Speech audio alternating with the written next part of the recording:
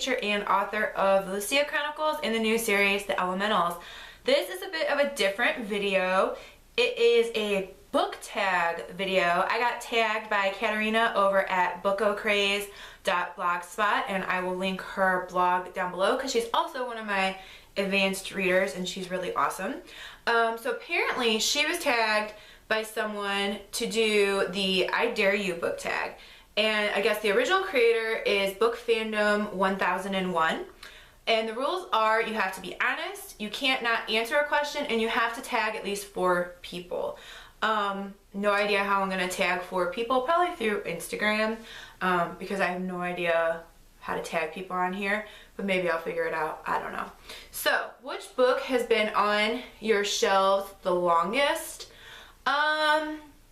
I recently, and it doesn't say whether read or not read, so I'd say the books that I've had the longest is recently I went back to my parents' house and got my childhood books and bought a shelving unit for just those books.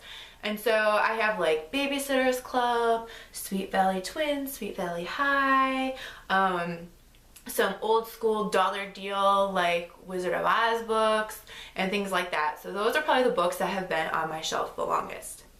What's your current read, your last read, and the book you'll read next? My current read is Crooked Kingdom by Leigh Bardugo. At least at the time of this video. By the time this video posts, I could be done with it. My last read was Six of Crows by Leigh Bardugo.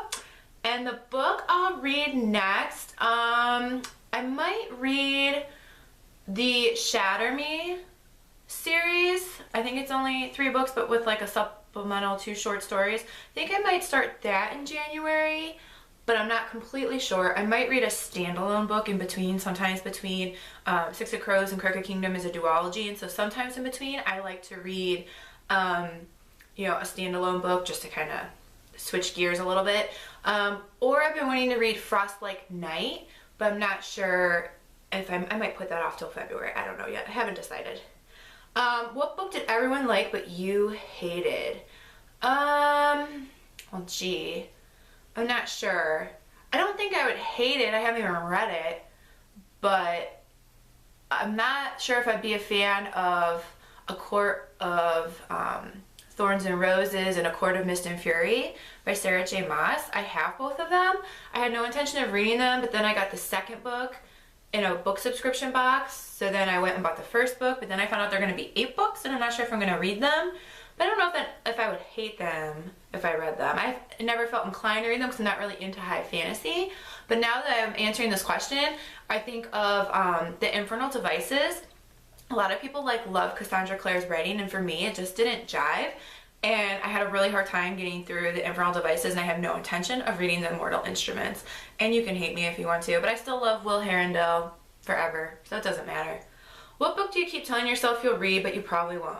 See previous question about A Court of Thorns and Roses and A Court of Mist and Fury. I don't know. Maybe I will, but I might wait till all 8 books are out, and by then I could be like 45 years old. Who knows?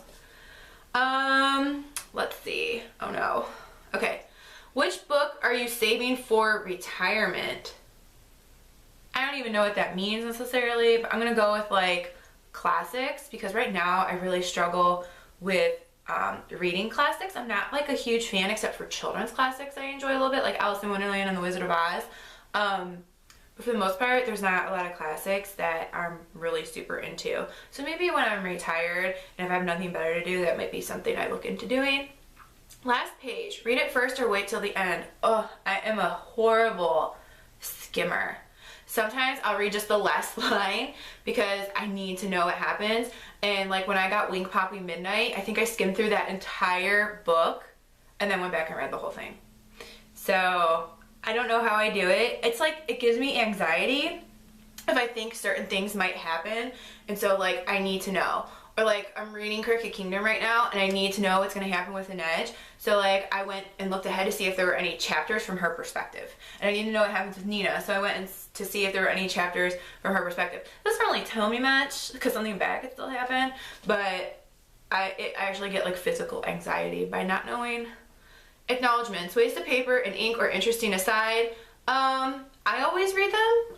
but I read them more now that I'm an author because I've attended conferences and I've read articles, and sometimes I want to see if any other authors I've read are mentioned in the acknowledgements, which is often the case with a lot of popular authors. Leigh Bardugo often mentions, I think, Cassandra Clare. I think sometimes she mentions Holly Black in her acknowledgements among other authors. And sometimes I've, seen agents at conferences or spoken with agents, and I want to see, or editors, and I want to see if they're mentioned in the acknowledgements.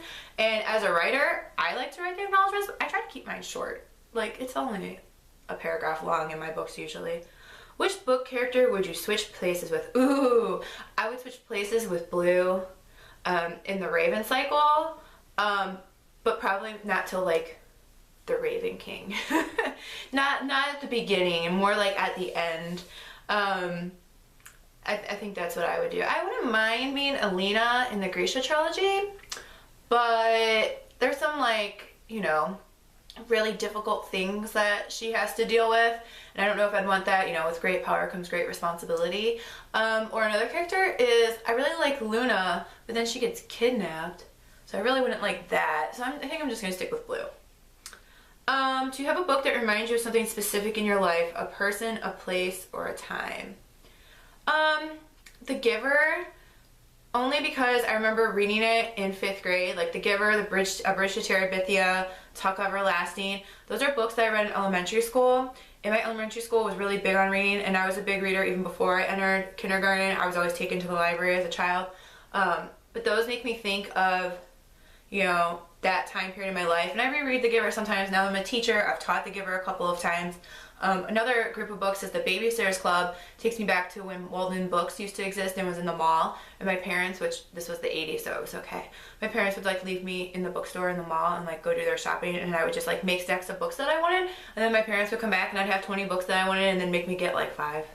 So that's another memory that I have. Name a book that you acquired in an interesting way. The most interesting thing is I got The Frost-like Night, the first book in that series, from one of my Bookstagrammer friends, and it was from at 100 Acre Books, Winnie, and it was one of my first books that I've ever gotten from Bookstagram, and a book mail from someone who, wasn't a retail store. Have you ever given away a book for a special reason to a special person? I don't know. I don't know if you consider giving advanced reader copies a special reason to special people, because your advanced readers, especially when you're doing a 5-book series, are, they have to be willing to stick with you. They can drop out, but, you can't really ask someone to join on the 3rd book because it's a little difficult. So that's kind of special to me personally. I don't know if they consider it special or not.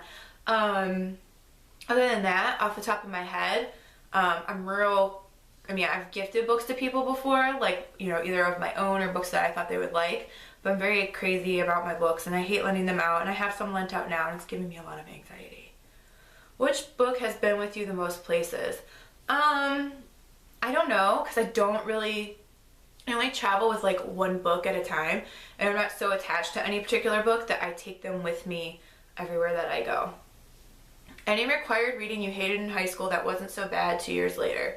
I don't like to reread books, so I will say probably not, because I don't reread books. I just don't. I reread The Giver, but I didn't hate that. I like that, and that's why I reread it. And why would I reread a book that I hate? I hated Lord of the Flies when I had to read that, so maybe if I reread it, I might like it, but I hated it, so I really don't want to reread it. What is the strangest item you've found in a book?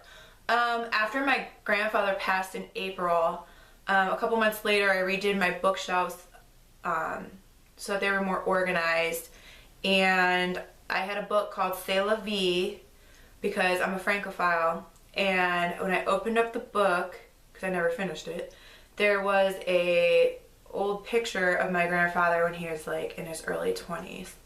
So to me that's, a little serendipitous. Used or brand new? I buy used all the time because I'm cheap, and I'm all about quantity over quality, I guess, when it comes to my books. But I love brand new books. I just wish they were cheaper. Have you ever read a Dan Brown book? Yes. I was obsessed when I read The Da Vinci Code, and then I think I read Angels and Demons, and I think I read The Lost Symbol, but now I can't remember if I actually read it or not. But it led me into a couple other different books I read, a fiction conspiracy kind of book along the same lines about Mary Magdalene, and like I have, you know, The Secret Life of Jesus. I have all sorts of books because I'm really into that kind of stuff. Have you ever seen a movie you liked more than the book? I can't even think about it because like any movie I think about, you know, I loved Harry Potter, and it's been so long since I reread the books. I don't think the movie is necessarily better than the books, but like so many movies were books first. Even I Am Legend and I Am Robot or whatever, or I, Robot and I Am Legend were books before they were movies. So most everything was a movie before a book, but I'm sure there's one out there that's better than the book.